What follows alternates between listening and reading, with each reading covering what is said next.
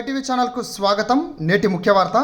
అనంతపురం జిల్లా రాయదుర్గం పట్టణంలో కోటలో వెలిసిన జంబుకేశ్వర స్వామి బ్రహ్మోత్సవ వేడుకలు కన్నుల పండుగగా కొనసాగుతున్నాయి. రెండవ రోజు స్వామివారు సింహవాహనోత్సవంపై భక్తులకు కనువిందు చేశారు.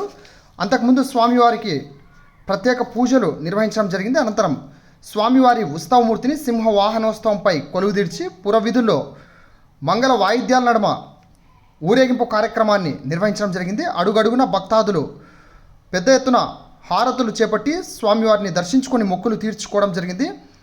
స్వామివారి బ్రహ్మోత్సవ వేడుకలు ఆలయ ఈవో నరసింహారెడ్డి, పురోహితులు రామకృష్ణ స్వామి ఆధ్వర్యంలో వైభవంగా కొనసాగుతున్నాయి. అనంతరం భక్తులకు తీర్థ ప్రసాదాలు అందించడం జరిగింది. రేపటి రోజు అనగా శుక్రవారం స్వామివారు శేష వాహనోత్సవంపై పురవీధుల్లో ఊరేగనున్నారు. శివనామస్మరణతో ఆలయ ప్రాంగణాలు ప్రతిధ్వనించాయి.